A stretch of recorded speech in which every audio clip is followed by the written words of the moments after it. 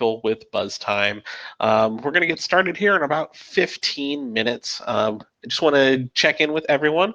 If you could use the right hand general chat tab to just kind of introduce yourselves to the group, kind of where you're coming from, and then yeah, we're going to get started in about 15 minutes here with our partners at Wisk. Angela will be joining here shortly just to do a quick mic check and make sure everything is up and running as well as possible. So yeah, again, just go ahead and leave your comments over in the general chat, just letting us know who you are, and also just let me know how the mic sounds. Make sure that it sounds great for you guys. All right, and like I said, 15 minutes, we'll get started.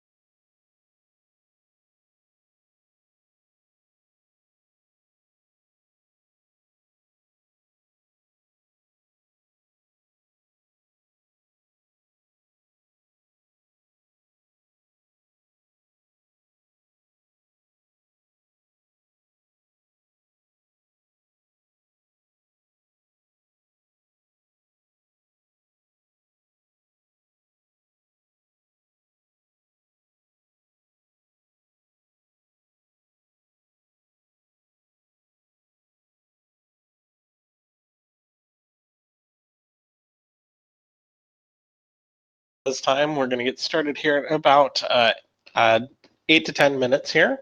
Just doing a quick mic check. Want to make sure everyone can hear me. If you could just let me know in the chat if you can hear me loud and clear. Thank you. And once we get started, we'll be touching on the 7 strategies to ensure customers return. So yeah, we're very excited about this webinar here with Wisk. So yeah, again, introduce yourselves over in the bottom in the chat window, and just make sure you let me know you can hear me loud and clear.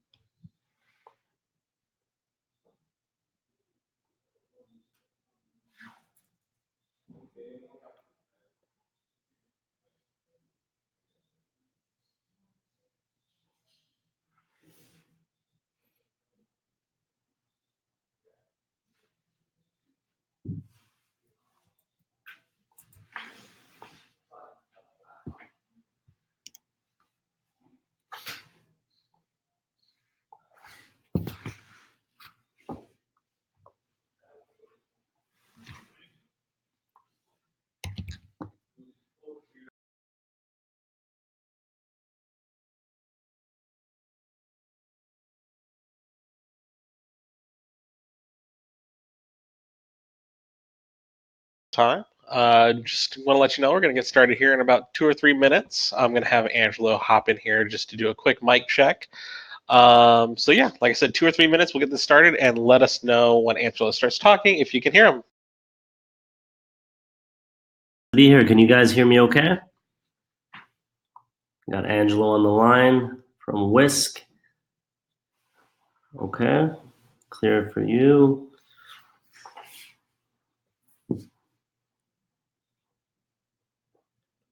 Okay, well, if everyone can hear me, then yeah, I guess we'll get started in about a minute.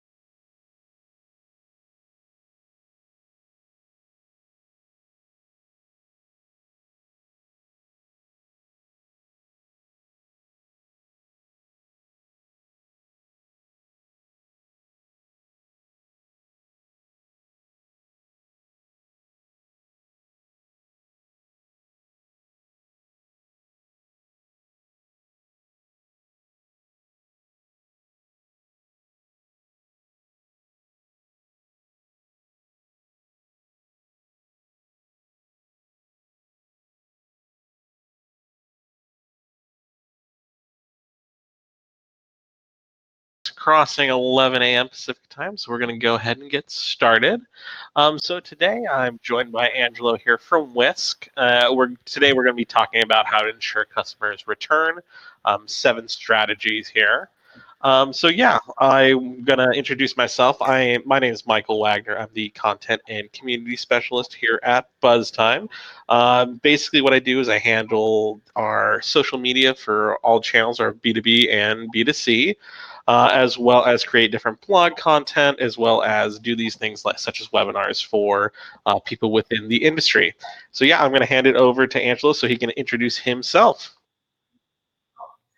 Hi guys, so first of all, thank you guys for all coming. I'm hoping to provide some value and some insights and really just keep an open dialogue. Quick background on me, I've been in the hospitality industry for about 10 years.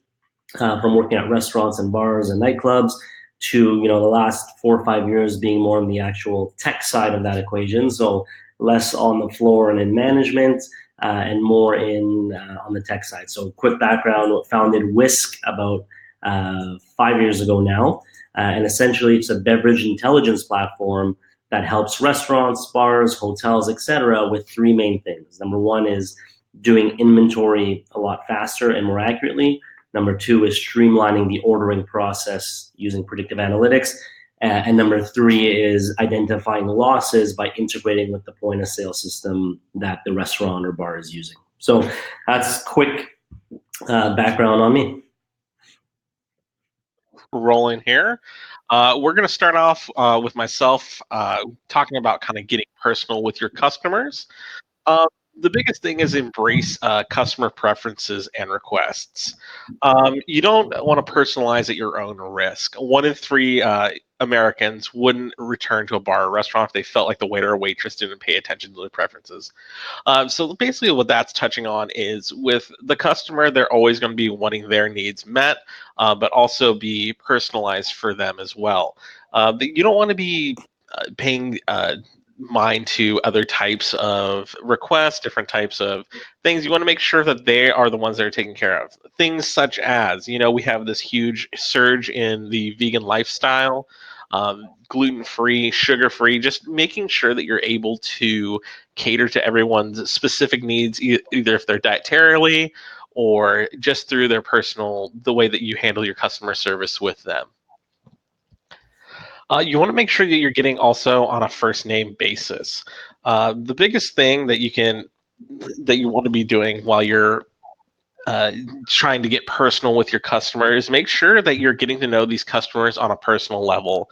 One of the best ways that I saw during a 7-room study was just being on that first name basis is one of the best ways to create loyalty to your business and to your brand. So, how do you get their first name? One way would be when calling for reservations, train your staff to ask if this is their first time entering your restaurant. Just so you can have that knowledge of if this is someone that's coming in for the first time, you can record that different data and kind of give yourself the idea of, if this is their first time, they're a regular, different things like that. And then when the host can ask when the guests arrive, if their first time as well, it's a little bit more, I think, cumbersome than the first way when people do call in for a reservation. But it is a great way to determine if people are visiting for the first time, and how you can kind of cater their experience for their first visit here at your bar or restaurant. A FaceTime with the manager. Manager should always make the rounds to each table and chat the new guests. So if you are using that method where your hostess is asking if it's their first time, it gives the manager or the owner the ability to touch that table multiple times, making sure that they're taken care of. But also, you want to be making sure that you're visible at all times. You want to make sure that you're getting out to those different parts of the restaurant, making sure that everyone is taken care of, and that they see that you're taking an interest in everyone that is in your restaurant. What this does is kind of creates this VIP feel for the customer. It makes them feel like they are special, and it establishes this personal connection between them and your customer base. And then finally is just what you can do is do kind of like follow up calls or follow up messages if they do leave any sort of information behind. Let's say they sign up for a loyalty program or they called in the reservation. You have some information in that regard. Is just following up to thank them for giving them your business. I know in the landscape we're currently in, making sure people feel recognized and do feel that importance is so key for them to really build that rapport, build up that second time visit for, I think that most of us are always looking for in the restaurant industry. And then I'm going to hand it over to Angela, who's going to handle customer satisfaction. Awesome. Thank you. So, first of all, don't be shy as I go through this to jump in, ask questions. I'm keeping an eye out on the chat.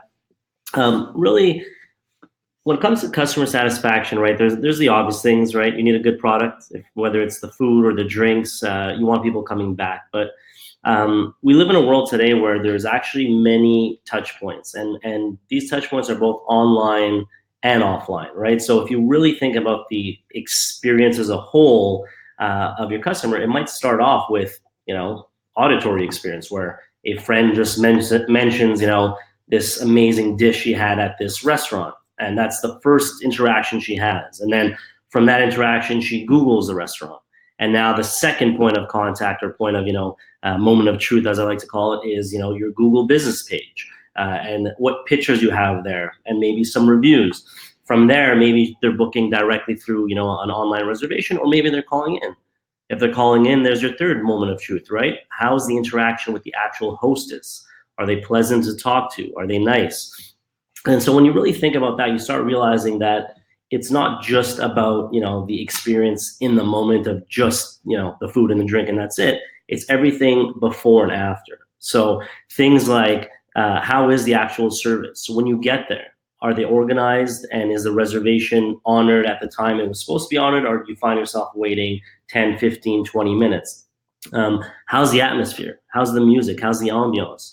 And all these micro, experiences add up to what makes the whole experience, right? So what's crazy when you really think about it is that one bad micro experience is amplified, right? So it's almost like, on the positive side, if the 10 micro experiences are amazing, then you have an amazing experience. If 1 or 2 out of the 10 is not that great, it impacts it a lot more. So it's really hard, or I guess it's really easy to have a negative experience. And if you think about your own experiences, think about where maybe everything else was, a check mark, good, Google page, reservation was great, didn't wait. But then imagine the waiter or waitress was super rude to you. Like that's enough to ruin all those other micro experiences, right? Or on the flip side, the food wasn't great, right? So when you think about it, it's about having all of these, but just one of them can have that domino effect. Um, Another one that comes to mind, and this is more relevant, especially in the last 4 or 5 years, is inventory. And inventory is the thing everyone hates. It's like the word that I think nobody wants to hear, including myself. Just hearing the word inventory, it's a turn off. But it's super important, and we've seen it time and time again, especially now that we work with hundreds of restaurants and bars that take inventory seriously. What an impact it can make when you run out of something that the customer wants.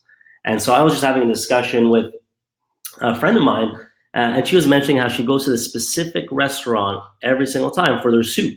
But the last 2 times they went, they were actually out of that soup.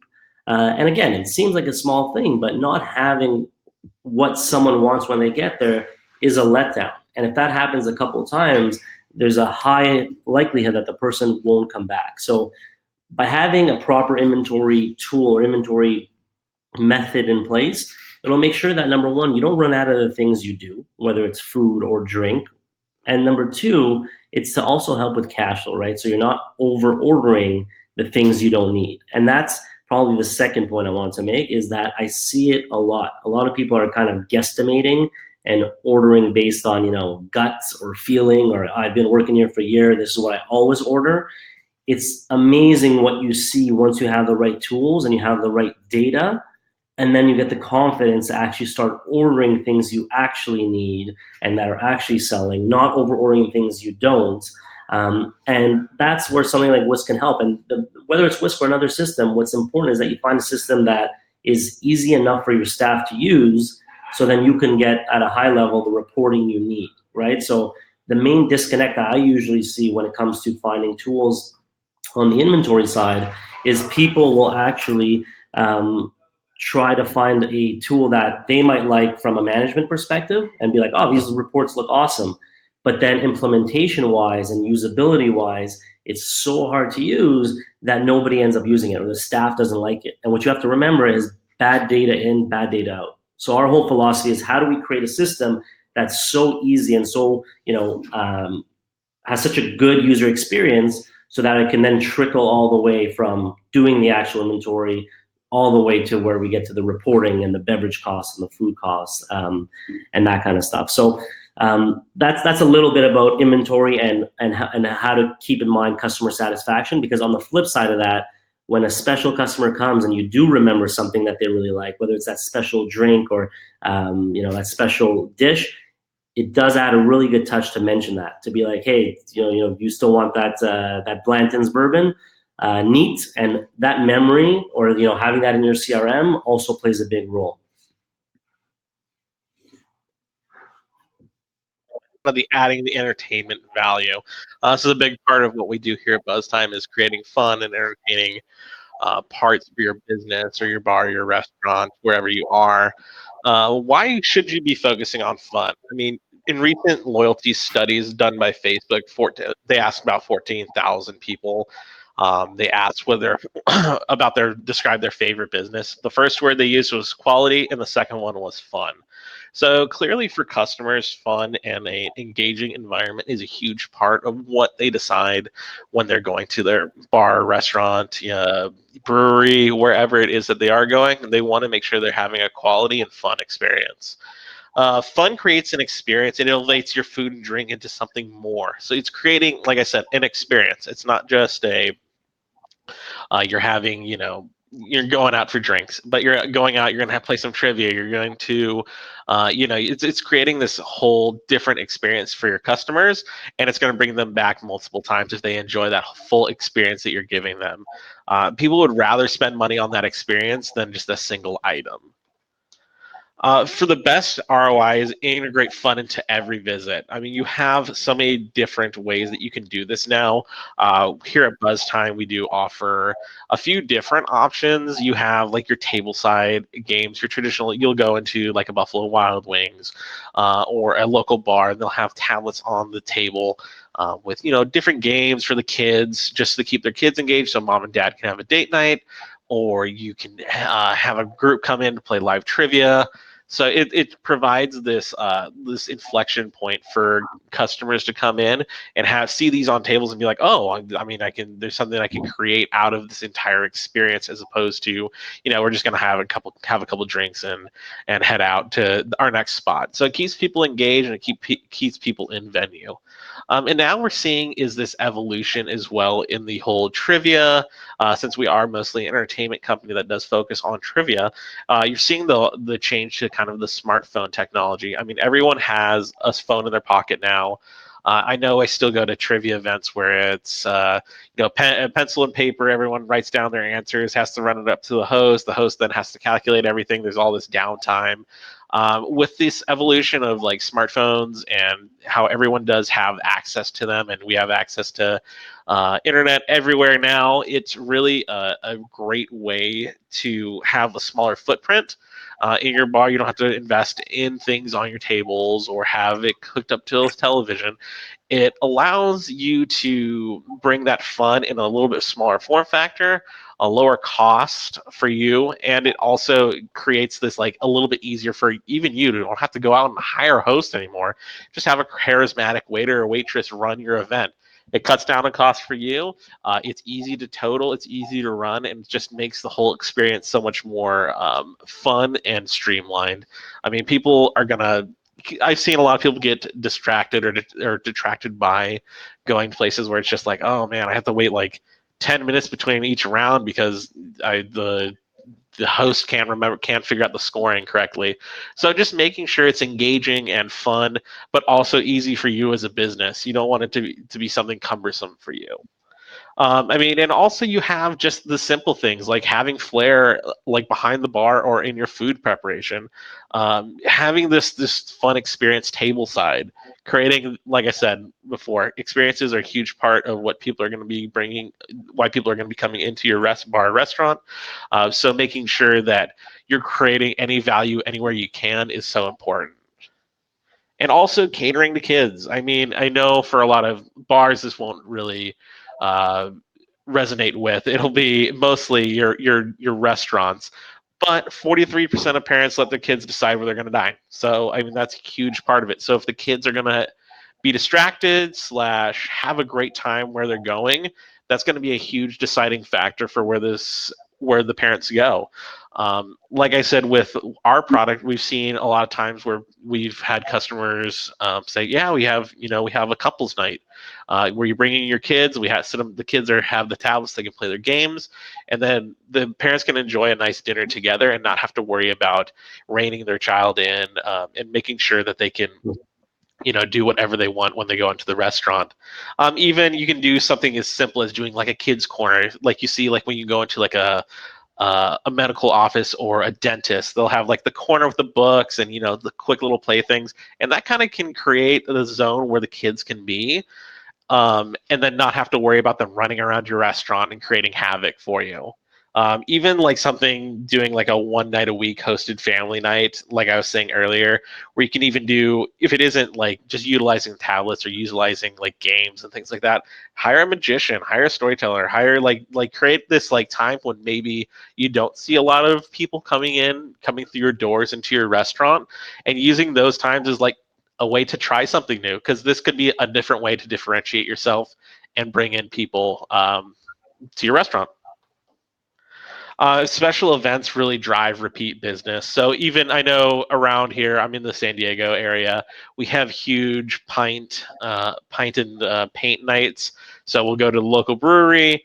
There'll be ceramics or picture painting or crafts, like different things to kind of engage people, and you get great turnouts for that. It's just super simple. You just have to pay for a canvas and some paints, and people come in and they, will pay like $20 or $30 to just sit down and paint for a night. It's a great way to kind of, like I said, those nights where you're not seeing that active engagement.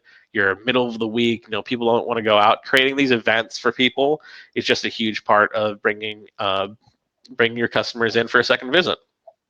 I'm going to hand back off to Angela. Awesome. So this part here is really, a lot of it's common sense, but the truth is, I think that sometimes when we think about our businesses, we forget about being on the opposite side, right? So you become, being a restaurateur, you become more lenient to certain things because you've experienced maybe the flip side. And it's this kind of paradox where you end up doing things that sometimes wouldn't work on you, but you try it on other people, right? So when you think about customer service, I mean, one of the most important things is actual convenience. So the stat is 70% of all customers value convenience. In other words, if the service takes longer than it should, they probably wouldn't come back. And it sounds super obvious, but if you just think about it in your daily lives, like how many times we make decisions where maybe we like a certain restaurant, we love a certain dish at a certain restaurant, but the only thing deterring us is time. And we're like, I would love to go here tonight, but you know what? I'm hungry now. I don't want to wait an hour. It's always a wait there, et cetera, et cetera. So when you think about that, you think about how sometimes decisions are made just based on knowing how efficient that restaurant or bar is in terms of their operations. Especially when we look at Generation Z, you think about how everything is at their fingertips, right? Like for the first time ever, you want to read up on a restaurant, type it in, you can see reviews, you can see images. You want to see videos, not a problem. Anything you want to see is at your fingertips, right? Like, and this is why when you have an audience that's so used to that instant gratification, everything seems longer, right? So 20, 30 years ago, 10 minutes at the door doesn't seem like a big deal. Today, 10 minutes feels like an eternity. The second thing is friendly staff. So I'm a big believer that you're as strong as your weakest link, right? So when you think about your whole team, you have to remember that if there's one rotten apple, it can truly spoil the bunch. And so what that means is that sometimes people will find excuses like, it's just one person, or they had a rough shift. But you got to be aware of staff members who have that negative energy, because that represents your brand at the end of the day. And if you remember in the previous slides, I spoke a little bit about those micro touch points, right? And if you think about those micro touch points from that first greeting to sitting down to that first sip of the drink, etc., every little point, one of those points is obviously the interaction with your staff. And if that interaction is really negative, it'll leave a really bad taste, and all the other micro touch points, as good as they may be, will be forgotten because people always remember the negatives a lot more than the positives. And the third thing is having knowledgeable staff. So 80% of customers value knowledgeable staff. And in today's world where there's so many, restrictions and allergies, and more, let's say celiacs or in general gluten-free diets are popular, peanut allergies, you name it. You got the things like the keto diet, et cetera. Obviously, to a certain extent, people have to know what they're going into. So don't show up to a restaurant that has a certain, set of foods that you're highly allergic to. But ultimately, it's super important for the staff to be knowledgeable, because even from a standpoint, and again, put yourself in the customer's shoes of having to wait every time you ask a question, right? So is there this ingredient in this dish? Let me check, and they'll ask the kitchen. And obviously, you want them to be safe, but it does have a bit of a bad image of every time you ask a question about a certain ingredient or a certain dish or drink, they got to go back. So having that knowledgeable staff, not only in understanding the dishes, but being able to explain them in a clear and concise way is super, super important. And this is why most restaurants, right, have that staff training, and they understand the meals, they understand the dishes. They typically sample the dishes as well. Same thing with the cocktail menu or the drink menu. It's so you can better explain to your customer, understand what they want when they're asking you for recommendations, and deliver that proper recommendation so they can have ultimately a great customer experience.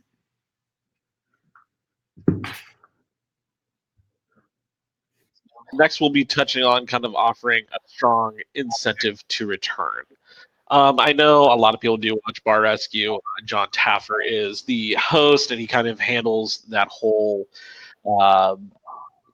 series. One thing that I did see was he was on the Ask Gary V show. With Gary V is Gary Vaynerchuk, very prominent investor, kind of a voice, I would say, in the millennial generation, kind of on investing, kind of how to use your money using new media as well. He sat down with Gary and John kind of sat down and kind of talked a little bit about guest experience, kind of this whole creating the second return or of a guest. So, kind of step one, host identifies a guest that is new, puts down a different color napkin so everyone knows in the house that person is a new customer. What that does is just create visibility for your entire staff. You know that that person is going to be that new customer, so you want to make sure that while you're not neglecting others within the restaurant, that they're going to be prime for their first experience. Make sure that it is a pleasant one, and that in every facet of interaction, whether it's with the server, the manager, the hostess, that it is going to be a great experience. And that goes along with what I was talking about earlier, having the hostess asking if there is their first time at your restaurant and kind of going from there.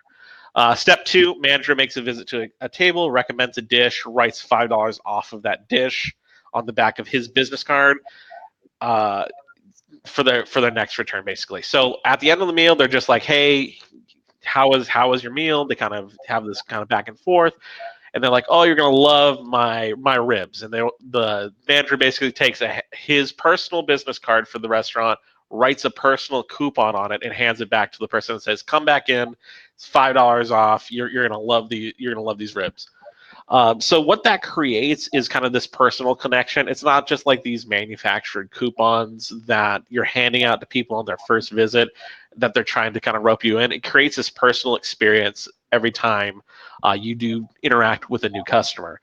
So it's creating this whole different scenario. And creating them being like, oh wow, they're taking this interest in me. They want me to come back. So it's creating this whole this personal experience that this customer just doesn't even know is going on. They don't know that they're being targeted through all this, and creating this kind of something that they probably were not expecting when they walked in the door is going to kind of pique them to coming back because I mean you gave them this personal coupon. And then third is when that guest redeems the card, so he's going to hand it over to the hostess or the waitress. They're basically like, oh wow, I'm so happy you came back. You're gonna have dessert today. And they're like, oh no, okay, we're stuffed. We love the ribs. We couldn't handle dessert. They'll take out another business card, write another, hey, here's dessert on us next time. Make sure you save room. And that creates a second or a third touch point for this customer. They've already come in once, they've had a great experience. The second time they've come in, now they've gotten a coupon for $5 off. Wow, this is awesome. And then the third time, they're wow, another one. Holy, like, I can't believe this. It's creating these physical touch points as well because you've gotten them in 3 times. $5 off of ribs. That's not a huge part. Maybe they've ordered a beer. Maybe they ordered other things along with that. That's not going to be a huge detractor to your bottom line. And then the third time, a piece of cheesecake. That's not a huge cost that you're taking on, and it's a personal. It's going to be offset by this personal experience you've created with this customer. Gary actually goes into an interesting one as well. I didn't really touch on it in the slide.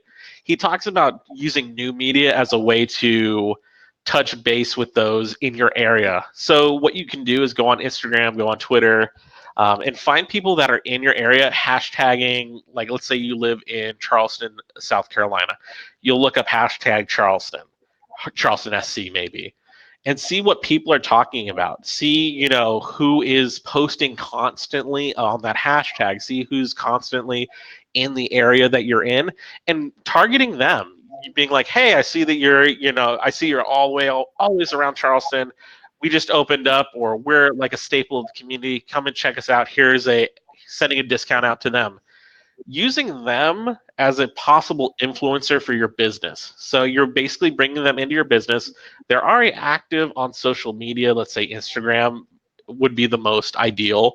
They're going to take pictures of their food. They're going to have kind of this whole story built up of your brand, and it's creating this other touch point and creating this for other people that maybe do follow them or maybe do follow that hashtag to kind of see that experience in their town as well and kind of create this way to bring in other customers, not just bring in someone for their second visit. So, kind of like how this whole thing works, I kind of walked through this the whole time I was talking about the John Taffer's method. Was it's harder to refuse a second visit when it's requested by a manager. So, if a manager comes by and is like, "Hey, here's a business card, here's a coupon," it's going to be harder for that person to be like, "Oh, no, it's creating this thing where it's so personal. They're like, wow, I like feel the love here, and I want to come back, and I want to try this again. And it's also what it is. It's rewarding. It's like this person has been given an incentive to come back. They got $5 off their next meal. I mean, that's a huge boon for you because it's like they come in, they get $5 off their meal. I mean, that's not a huge take, especially if you've gotten them in for that second visit. They paid full price for their first meal, and then the second meal that's $5 off. Maybe they ordered a beer, like I said. Maybe they ordered a cocktail. Maybe they brought a friend with them to kind of share in this experience. It's created this whole different experience for this customer, and it's going to keep them coming back.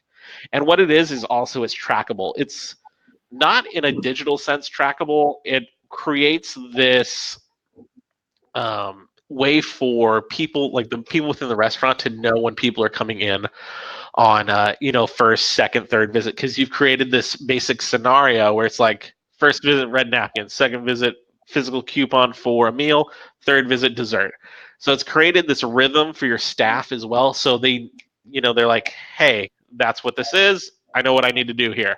Kind of creating this whole going in with like what Angela was talking about with your staff, is making sure that they're trained, and you're only as strong as your weakest link. If everyone is on the same page of this and you've created this rhythm for it, it's so much easier for them to be all on the same level and providing the same customer service constantly. Some other ideas to incentivize for that second visit. Bring back the bucks. Customers are given a coupon for a certain amount off their next visit. So similar to the Taffer method, it's just anybody that does come in is just offering them coupons.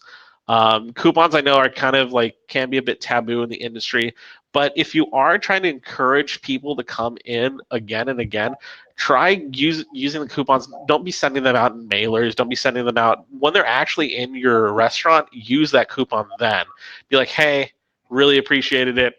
When they get their bill back, it's like, hey, I slid in the coupon for your next visit. Just say, we really enjoyed having you here, and I hope you enjoyed your experience. Creating this, the couponing in a smart way, at least.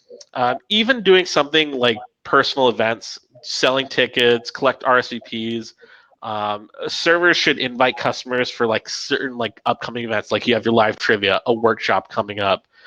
You want to create this idea of FOMO, fear of missing out.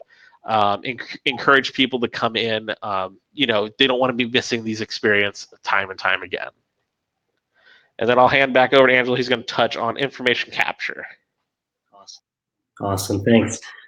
So when it comes time to capturing contact information, I mean, this one's always interesting because I've kind of seen both extremes. So growing up working in the hospitality industry, pre-Instagram, pre-Facebook, all that, really not much online stuff, right? Like the biggest thing to have happened, I guess, at the time was when OpenTable came out with their online reservations. But in terms of seeing both sides of the spectrum, I started from a world where there was not much of capturing actual contact info and following up.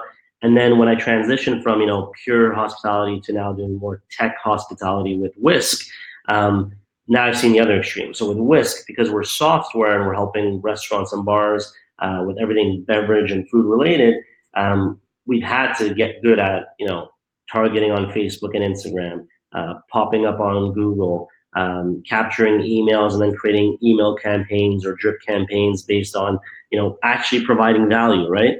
And that's one of the things that I wanted to share a bit within the restaurant world is, people think that it's all offline, but it's not like that anymore. And so I think it's important to understand how to capture contact information, and then part two, how to provide value. So in terms of capturing information, the main two real contact points are either going to be, a phone number or an email. And the question is, how do you get it? So one of the most obvious ways is if you have an online ordering portal to ask the customer to opt in, but you have to provide value, right? Why would someone want to opt in or give their email? Again, it could be a coupon. It could be, we'll let you know when there's a certain discount or a certain special event, whatever it may be. You want to give them an incentive to opt in. People generally are pretty, tired of getting spammed with emails. So the thing is, you want to actually provide value. You can also create a rewards program. That's a very popular method, loyalty/rewards. And a lot of POS systems have this, in place now. If they don't, I'm sure you guys can find third parties. But ultimately, the idea is you're collecting emails, and for people, the value is there, right? The incentive is, after 4 coffees, I get the fifth one free, or after X amount of purchases, I get something. So for them to give off an email, it's not, a crazy ask. On the flip side, it allows you to target them. And the third way, and this one is pretty popular as well, and in a world where everyone is always online, offering free Wi-Fi is, a must. Your place has to have Wi-Fi. Um, I've seen it happen so many times, even when I work in the industry. So this is, pre, let's say, the free Wi-Fi, where people would come and ask to join the network. They would, call me over and say, "Hey, by any chance you guys have Wi-Fi here?" And it wouldn't even be the restaurant's name. It'd be a random Wi-Fi name, and getting them the exact password just so they can use Wi-Fi. Well, today it's become more of a commodity, so the idea is that people expect it, and your customers expect free Wi-Fi. So why not get something out of it? So there's a lot of tools out there. When you join the free Wi-Fi, it asks you for your email. And so that's another method to capture emails. The next part is, what do you do with that, right? You captured a couple emails, hopefully more and more as time goes on. What do you actually do with it? Well, the most obvious one is actually setting up email campaigns. There's tools out there like MailChimp, like Active Campaign, and there's a bunch, and I'm happy to answer some of the questions if people have specific questions. But ultimately, the idea is you want to drive value to your customer, right? So if you're emailing them, always think about, why am I emailing them? What's the point? So always have a clear message, but have a clear call to action. Why are you sending them this message? What can they get out of it, right?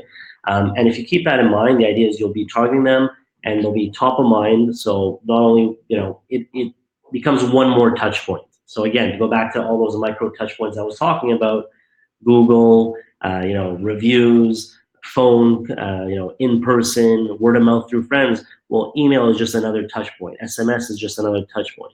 So the idea is you start understanding through the digital side, the advantage is you can start measuring what's working. So what emails are getting the most opens? What messages? Was it that 10% off for the ribs, or that, 15% off for this? Or, so you start actually having data on what's working well, so you can double down on those things. And that's one of the nice things about the digital world. I know a lot of people are scared of it, but the nice thing is, unlike, let's say billboards or TV ads, or newspaper ads, the idea is, when it comes to digital marketing, things can be traced and tracked all the way down, from how many emails were sent out, how many were opened, how many were clicked through, how many redeemed the coupon. So you can actually have some tangible results into what's working and what's not working.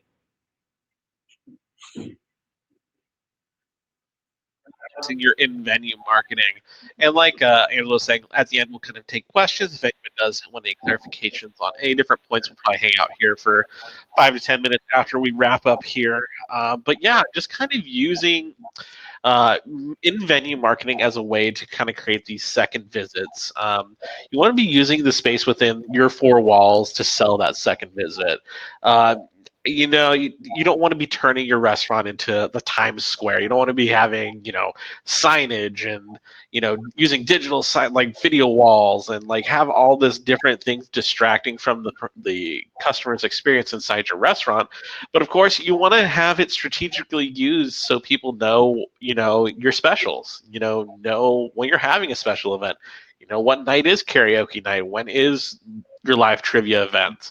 You want to make it subtle, you want to make it tasteful, and you want to make it feel on brand. You don't want it to be like, if you're, an English pub, let's say, you don't want to be having a lot of, this new age marketing within your four walls.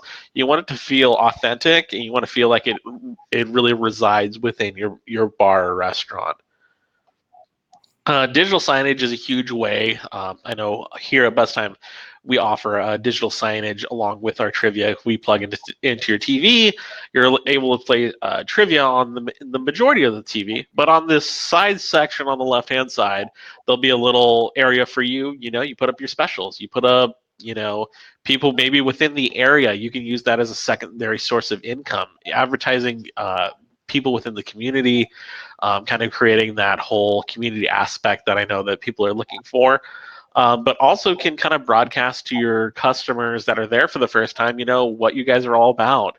Like, you have a special happy hour that goes on Thursdays for the day before, or like on Fridays for people that are getting off of work at 3. Creating these different ways to kind of, if you're having like a new menu launch, if you're having anything, really anything that's going to bring someone's attention and bring them back to your location. Advertise even like sign-in bonuses, like using like a free appetizer, using like different freebies to kind of draw people's eyes to the TV. So being like, hey, if you mention this post, on your next visit, you get a free appetizer. That's just kind of making sure people are looking at the signage when they do come in. You're like, hey, I saw that up there. Maybe if next time I come in, I'm going to check it and see, what it is. And that's a way for you to market yourself to them while they're waiting, maybe for what that sign-in bonus is going to be. Other hidden in-venue marketing opportunities, you have your posters and like using posters in unexpected places, your restrooms, using like in the walls near the restrooms, even like above like urinals. I've seen people doing different kind of promotions, because I mean, while you're waiting for a spot in the bathroom, or you're waiting for friends near like the coat check, having these things up where people can kind of be like, oh, I didn't know that they had a Wednesday tiki night or something like that. And that's going to be like, hey, they've have this another touch point for why they should be coming to your location for a second time. Menus are also another great way to kind of advertise yourself.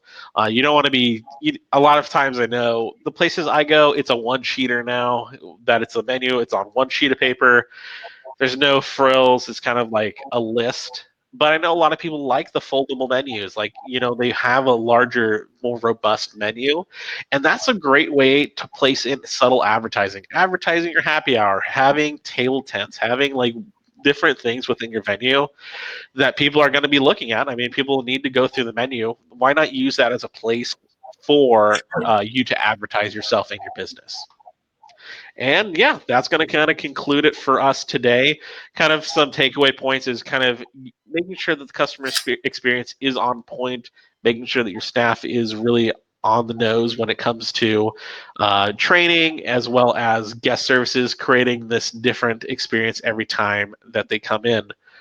Making their experience fun, and that's how you're going to retain people, making sure they're having these experiences as opposed to just having a meal. And make sure you're using all the digital tools at your fingertips for information capture, for entertainment, and for all these different aspects.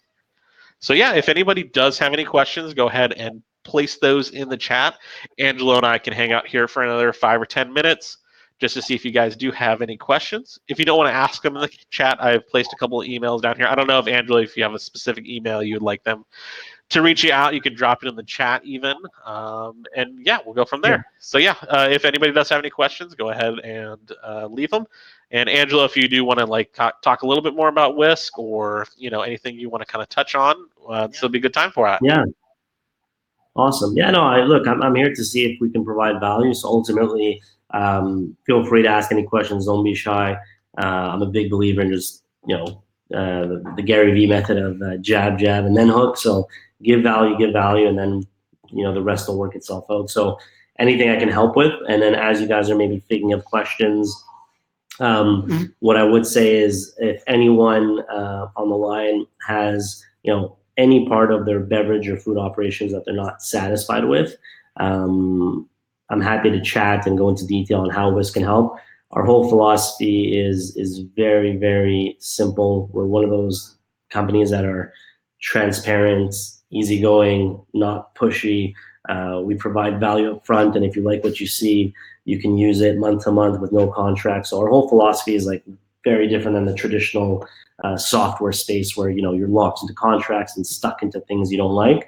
We took a very different approach. And having said that, if ever you guys just have curiosity, There's really no strings attached. I can show you how Wisk works, how we help restaurants and bars save thousands of dollars a month, specifically on cutting down inventory time, helping with cash flow by automating the ordering, and then truly identifying losses by integrating directly with your point of sale. So we integrate with over 30 point of sales, and the list is growing. So whether it's something like a Micros Aloha, or it's more of the new school guys like a Lightspeed or Touch Bistro or Toast, we do most of them. So we're here to provide value. So if that's something that resonates, don't be shy to shoot me an email. Let me know that you guys were in the conference, in the webinar, sorry, I should say today, and I'm happy to at least show you what it's all about.